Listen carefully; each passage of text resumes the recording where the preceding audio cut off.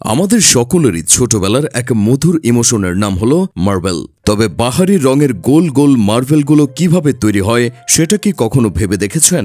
Marble তৈরির জন্য প্রথমেই পুরনো ও ভাঙা কাচের টুকরো জোগাড় করা হয়। এরপর একটি উত্তপ্ত চুল্লিতে সেই কাচের টুকরোগুলোকে খুবই উচ্চ তাপে গলানো হয়, যার ফলে কাচের টুকরোগুলো গলিত লাভায় পরিণত হয়। এরপর এই লাভাকে একটি প্রসেসিং মেশিনে ঢালা হয় এবং মেশিনটি সেই লাভাকে অসংখ্য ছোট ছোট টুকরোয় কেটে দেয়। তবে এই ছোট ছোট লাভার টুকরোগুলো এখনো পুরোপুরি গোল হয়নি, তাই এরপর এগুলোকে নিয়ে যাওয়া হয় একটি ট্রেডিং মেশিনে এবং মেশিনটি ঘষে মেজে লাভার টুকরোগুলোকে একেবারে গোলগাল বানিয়ে দেয়।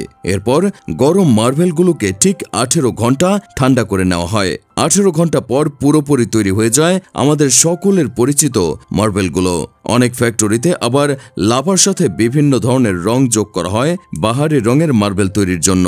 পর্যাপ্ত যাচাই বাছাই শেষে মার্বেলগুলো পাঠিয়ে দেওয়া হয় বিক্রির উদ্দেশ্যে। তবে স্মার্টফোন ও ইন্টারনেটের এই যুগে আমাদের শৈশবের স্মৃতি মার্বেলের উৎপাদন দিন দিন হ্রাস পাচ্ছে।